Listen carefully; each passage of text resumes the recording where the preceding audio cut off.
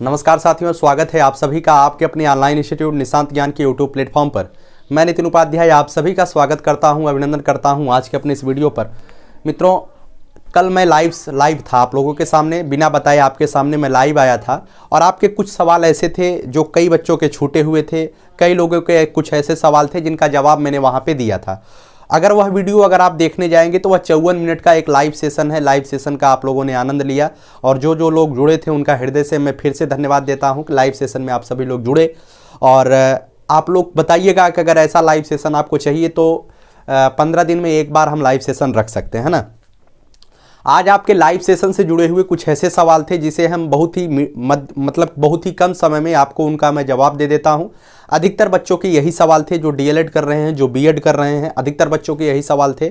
और 2022 के कुछ बच्चे हमसे जुड़ना चाहते हैं, वो चाहे बीएड कर रहे हैं चाहे डीएलएड कर रहे हैं, तो उनका भी हम स्वागत करते हैं। लेकिन अभी आपके लिए कोई अपडेट, कोई इन्फॉर्मेशन, कोई जानकारी नहीं है तो मैं आपके लिए वीडियो नहीं बना रहा हूँ। यह वीडियो 2021 बैच में डीएलएड करने वाले छात्रों को समर्पित है। उनके कुछ सवाल हैं जिनके जवाब हम आपको बेहतर तरीके से देने का प्रयास करेंगे, ठीक है। सबसे पहली बात, अगर आप चैनल पे आते हैं चैनल को सब्सक्राइब जरूर करिएगा और आपको वीडियो पसंद आता है तो यार वीडियो को मैं आपके लिए ही मेहनत करता हूं तो आपका भी परम दायित्व बनता है। निशांत ज्ञान परिवार को आगे बढ़ाने का दायित्व आपका ही है। आप इस वीडियो को लाइक जरूर किया करिए। आप जिस भी कॉलेज, जिस भी समाज में, जिस भी परिवेश में आप रहते हैं, निशांत ज्ञान को हर एक व्यक्ति तक पहुंचाइए, निशांत ज्ञान को हर एक घर तक पहुंचाइए। हर एक जिले में तो पहुंच चुके हैं लेकिन हमारा उद्देश्य है कि हर एक घर में पहुंचना चाहिए निशांत ज्ञान। और जब हम हर एक घर में पहुंच जाएंगे तो दूसरा हमारा टारगेट होगा कि हर एक व्यक्ति के दिल में हमें पहुंचना है ना। चलिए बात करते हैं, क्या परीक्षा आपकी फरवरी में हो सकती है। मित्रों, मैं आपको बता दूं, वर्तमान के समय में उत्तर प्रदेश की जो स्थिति बन रही है, उत्तर प्रदेश की ही नहीं अपितु बात की जाए पूरे भारत देश में, ओमिक्रॉन की स्थिति इतनी बेहतर तरीके से बढ़ रही है। बेहतर नहीं शब्द का प्रयोग करते हैं, इनकी स्थिति इतनी दयनीय हो रही है ओमिक्रॉन को लेकर के। डेली की डेली लगातार केसेज की संख्या बढ़ रही है, को लेकर के सरकार भी जो है स्पष्ट निर्णय नहीं ले पा रही है। जितने भी परीक्षाएं थी वर्तमान के समय में फरवरी माह में और मार्च माह में, वो सभी परीक्षाएं जो है स्थगित कर दी गई हैं।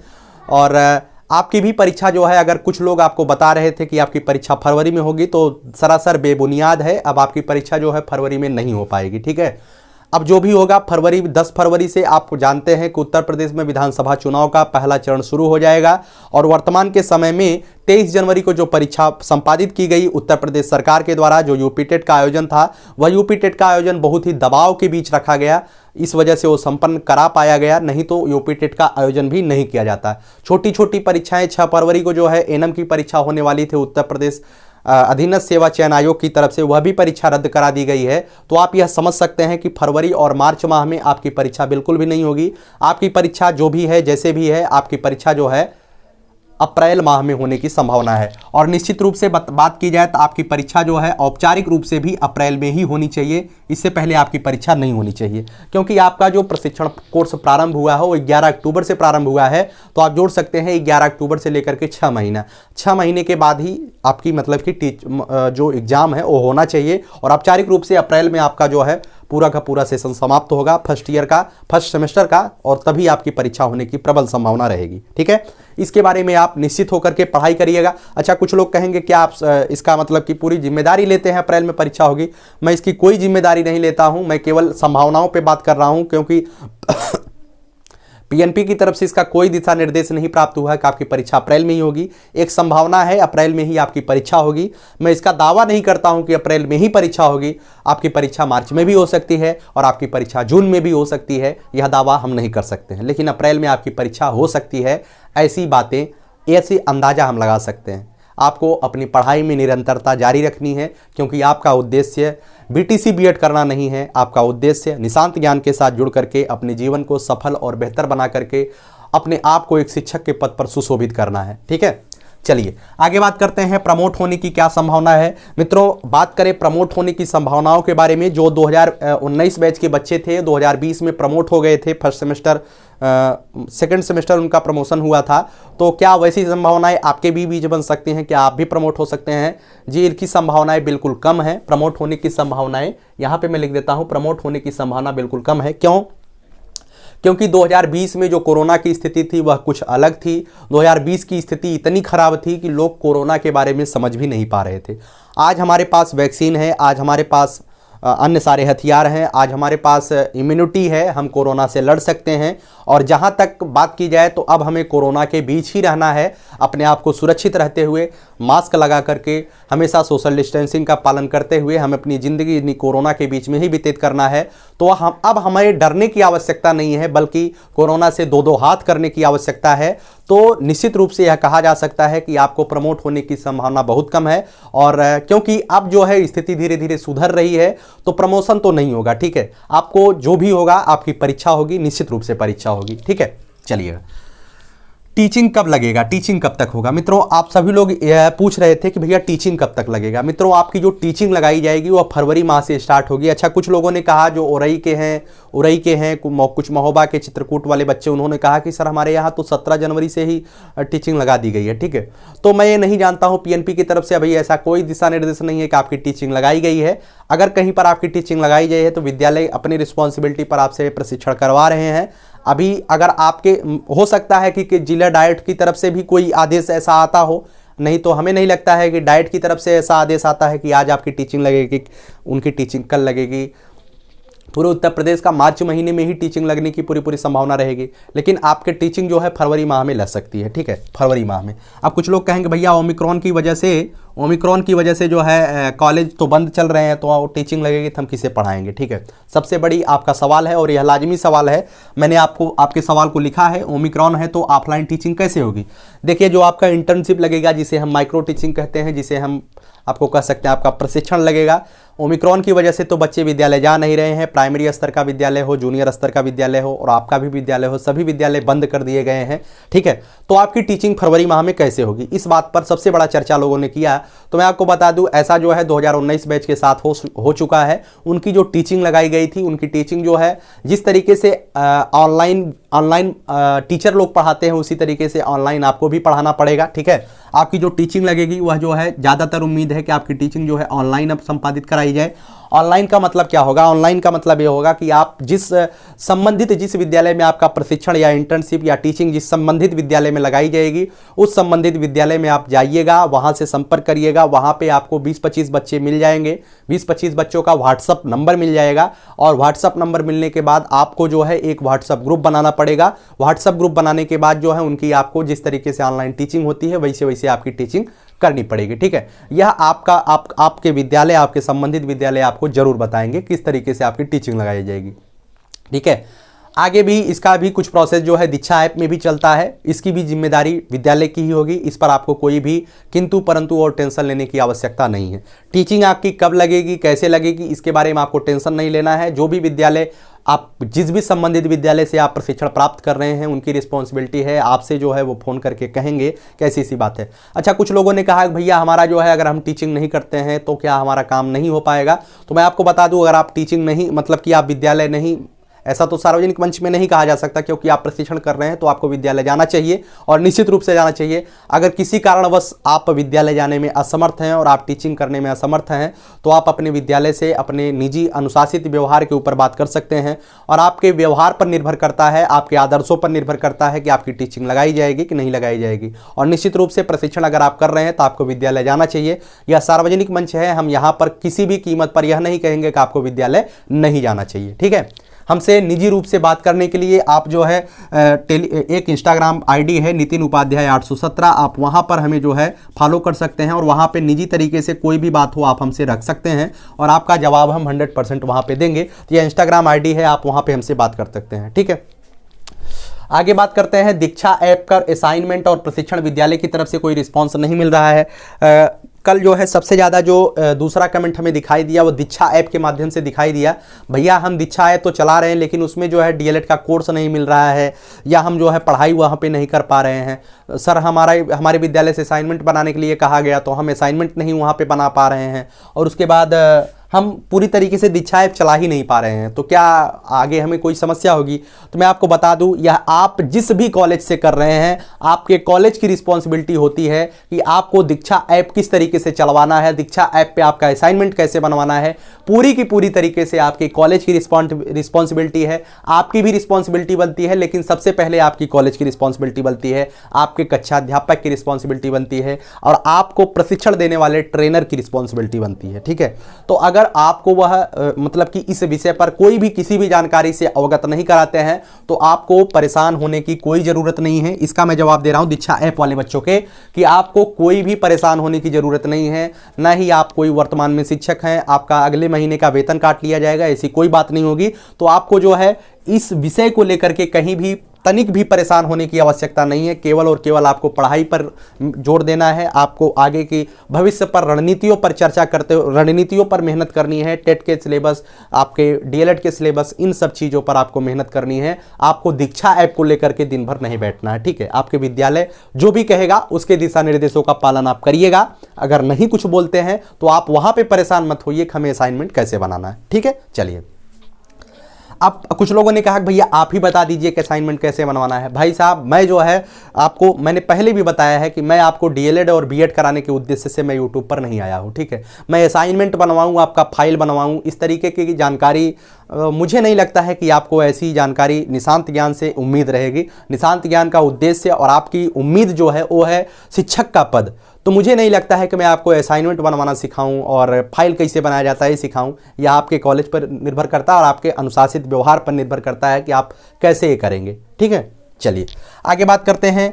हाँ, सबसे बड़ी बात, कुछ बच्चों ने पूछा कि भैया हम डीएलएड कर रहे हैं, तो अगर हम कोई बुक नहीं लिए हैं, ना ही कोई सीरीज लिए हैं और गाइड लेना चाहते हैं, तो गाइड किसकी ली? ठीक है, तो आप जो है पवन की गाइड हमने देखा, अपनी आंखों से देखा। ठीक है, पवन की गाइड जो है बेहतर है, उसमें जो है सभी कंटेंट अच्छे दिए गए हैं, तो आप पवन की गाइड ले सकते हैं। अच्छा, कुछ लोगों ने कहा कि भैया क्या आप पवन की ही लें, राजन की नहीं ले सकते हैं? देखिए, हम किसी भी मतलब किसी भी प्रकाशन का प्रमोशन नहीं कर रहे हैं।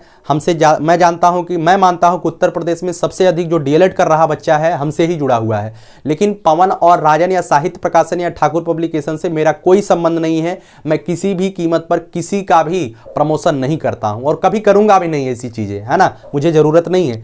पवन की चीजें मुझे बेस्ट लगी गाइड के माध्यम से, जिसमें गाइड में बेहतर दिया गया है, इस वजह से मैं आपको बता रहा हूं। ठीक है, आप इसकी गाइड ले सकते हैं। अच्छा, कुछ लोगों ने कहा कि भैया सीरीज में राजन की नहीं पा रहा हूं, तो क्या पवन की ले सकता हूं?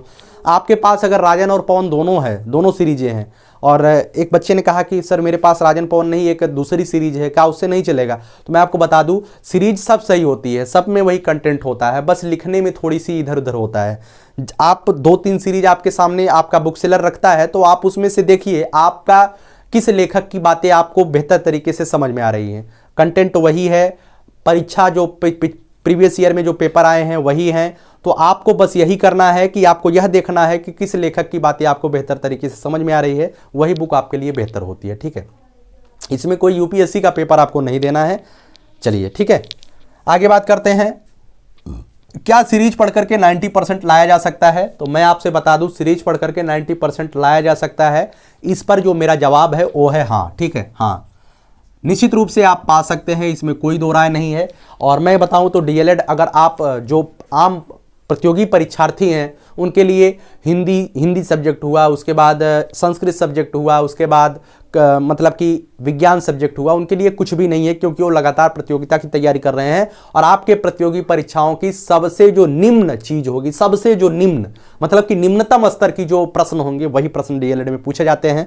मैंने मैथ के भी क्वेश्चन आपको दिखा दिए, हिंदी के भी क्वेश्चन दिखाए हैं, आगे विज्ञान का भी क्वेश्चन पेपर आपको मैंने दिखाया, विज्ञान पर 2 एक वीडियो भी मैंने बनाया, और उसके बाद संस्कृत का भी किसी दिन मैं दिखा दूंगा, उसके बाद बाल विकास का भी दिखा दूंगा, पेपर में दिखा दूंगा। ठीक है, तो आपको पेपर देख करके क्या लगता है? अगर आप पहले से बेसिक आपका मजबूत है, आप तैयारी लगातार किसी चीज़ की कर रहे हैं और आपके पास डीएलएड की किताब है, तो आपको सीरीज है या किताब है, कुछ भी है, और आप पढ़ रहे हैं, नियमित रूप से आप पढ़ रहे हैं, तो अगर आप महिला हैं, जैसे कि मुझे एक बच्ची ने हमसे पूछा कि भैया मैं हाउस वाइफ हूँ और हमारे पास 2 बच्चे हैं, पढ़ाई में थोड़ा सा टाइम नहीं मिल पाता है, तो मैं आपको बता दूं, आपको अगर टाइम नहीं मिल पाता है तो आपको केवल यह करना है कि आपको सीरीज पढ़नी है। सीरीज तो आप पढ़ लेंगे, क्योंकि सीरीज पतली पतली आप उसे पढ़ लेंगे। सीरीज से ही आपको, कुछ लोगों ने कहा कि भैया सीरीज से क्वेश्चन नहीं मिलता है, मैं आपको बता दूं सीरीज से ही सब कुछ मिल जाएगा, कोई दिक्कत नहीं है, मिल जाता है ना। अगर आप सीरीज भी पढ़ते हैं तब भी आपका काम चल जाएगा।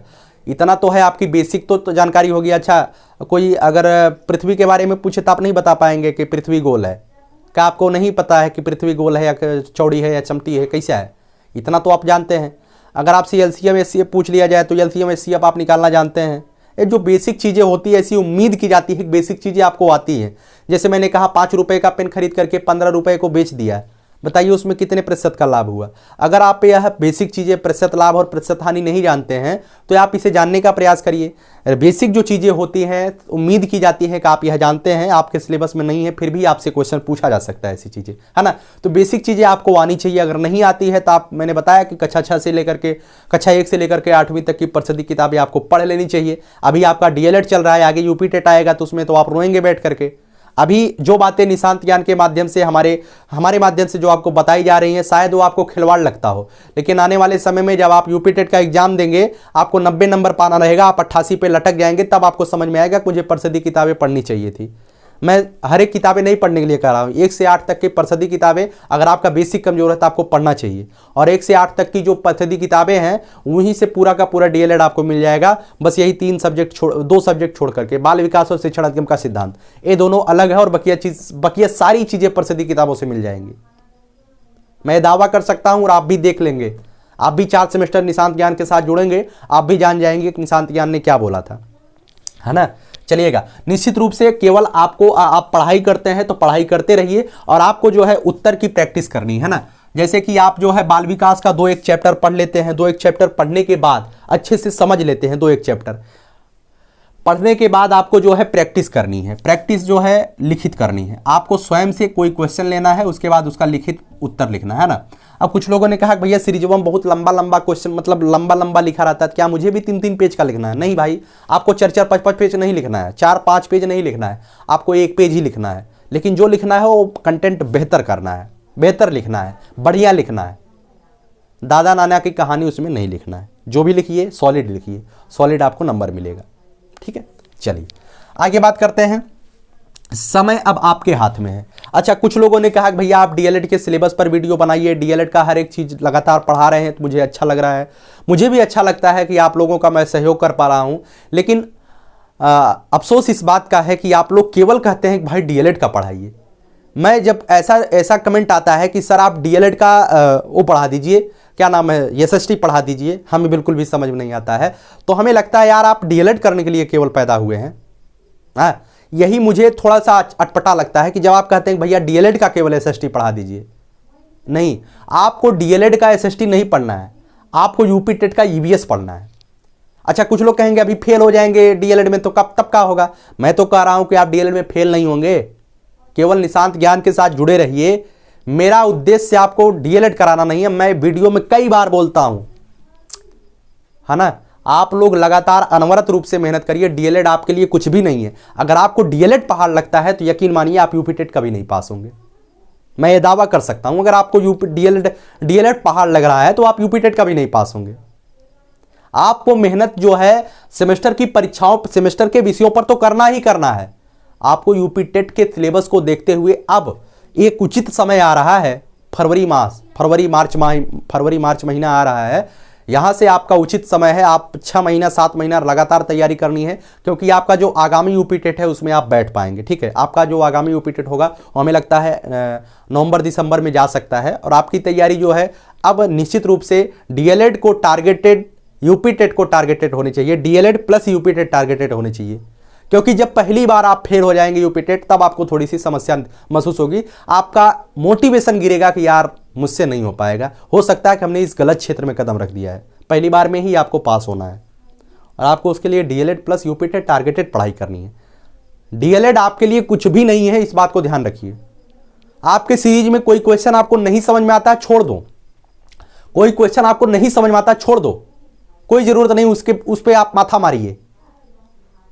नहीं समझ में आता, छोड़ दो। जितना आता उतना पढ़ो, जितना आता उतना पढ़ोगे, जितना समझ पाते हो उतने समझोगे, तब भी पास हो जाओगे, और तब भी आप 90% के लगभग नंबर पाओगे, फेल नहीं होगे। बस इतना करिएगा हाँ किसी में फेल ना हो।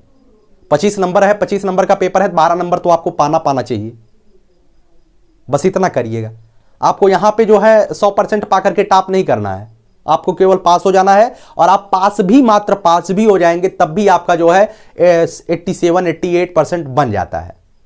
और उतना आपका मतलब कि सफिशियंट है, कोई दिक्कत नहीं है, उतना आप पाएंगे तो आपका काम हो जाएगा।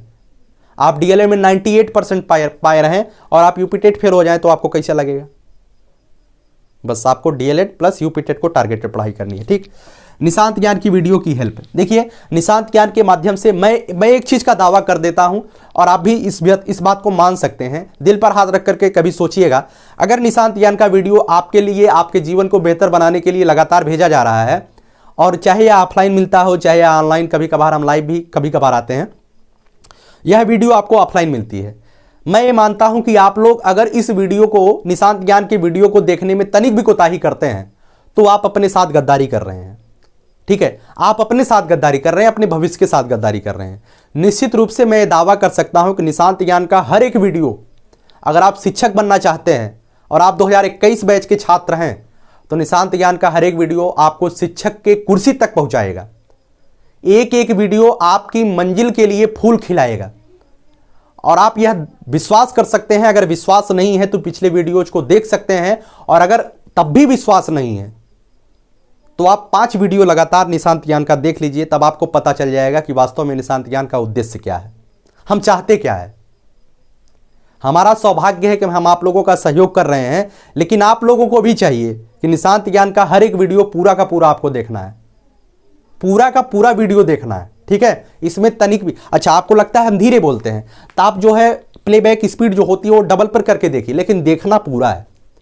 कोई चीज मैं पढ़ा रहा हूं आपको समझ में नहीं आता है, कमेंट बॉक्स में कमेंट करिए, इंस्टाग्राम पे कमेंट करिए, मैं आपको बताऊंगा, हेल्प जरूर करूंगा। एक दिन में केवल एक वीडियो दे रहा हूं तो यह भी समझ लीजिए आपके लिए रामबाण है। जब यूपीटेट आगामी यूपीटेट होगा, आगामी आपकी लिखित भर्ती परीक्षाएं होंगी, तब मैं बताऊंगा कि निश्चित रूप से मैंने आपके लिए क्या किया और आगामी समय में आपके लिए क्या करूंगा, है ना। कुछ लोगों ने कहा कि भैया आप लाइव क्लासेज लिया करिए, तो मैं आपको बता दूं, निश्चित रूप से मैं आपको बता दूं, सत्यता भी यही है कि अभी हमारे पास संसाधन की कमी है और उसी संसाधन की कमी की वजह से मैं लाइव क्लास नहीं ले पाता हूं। नहीं तो हमें कोई दिक्कत नहीं है, मैं भी लाइव क्लास कर सकता हूं आपके बीच, मुझे शौक भी है इस चीज़ का। और धीरे धीरे आप लोगों का सपोर्ट, सहयोग और इसी तरीके से वीडियोज़ को आप शेयर करते रहेंगे तो यह भी सपना पूर्ण होगा कि मैं भी आप लोगों के बीच लाइव आऊँगा और अन्य सारी जो तामझाम होता है वह भी आपके बीच दिखाई देगा। चलिए, बहुत बहुत धन्यवाद। वीडियो कैसी लगी जरूर बताइएगा, है ना। और आपका टारगेट शिक्षक बनना होना चाहिए, उद्देश्य साफ होना चाहिए। मैं इसी चीज़ को लेकर के इस वीडियो को बनाया था कि आप लोगों का जो गलत फहमी है कि सीरीज पढ़ करके 90+ नहीं आ सकता है, ऐसा हो सकता है, वैसा हो सकता है, इसके बारे में मैंने वीडियो बनाया। और हिंदी के जो वीडियोज है, आपको निशांत ज्ञान के वीडियोज की प्लेलिस्ट बनी हुई है, प्लेलिस्ट में जा करके पढ़ाई करिए, एक एक वीडियो आपकी सफलता तक पहुँचाएगा, एक एक वीडियो आपकी सफलता तक पहुँचाएगा। कवि ने कहा है कि न हो मायूस, मायूस आपको कभी नहीं होना है। आप किसी क्वेश्चन को आपको नहीं आता है तो उसमें आपको समस्या नहीं लेनी है, परेशान नहीं होना है। एक बहुत ही मोटिवेशन वाक्य मुझे लगा, मैं आपको बता देता हूं, यही जज्बा रहा तो मुश्किलों का हल भी निकलेगा। यही जज्बा रहा तो मुश्किलों का हल भी निकलेगा, जमी बंजर हुई तो क्या उसी से जल भी निकलेगा। ठीक है, इतनी मेहनत करिए, इतनी मेहनत करिए कि अगर जमी बंजर रहा तो फिर भी उसमें से जल निकलेगा। ठीक है, न हो मायूस, आपको मायूस कभी नहीं होना है, आप जरूर सफल होंगे और निश्चित रूप से सफल होंगे। इस बात को अपने दिमाग में गांठ बांधिएगा। ठीक है, बहुत बहुत धन्यवाद। जय हिंद, जय भारत। आगे बढ़िए, खूब पढ़िए, खूब बढ़िए, तरक्की करिए और अपने नाम के साथ साथ माता पिता समाज के नाम के साथ साथ निशांत ज्ञान का नाम भी आपको हर एक व्यक्ति तक पहुंचाना है, देश के हर एक कोने तक पहुंचाना है। ठीक है, बहुत बहुत धन्यवाद। जय हिंद, जय भारत।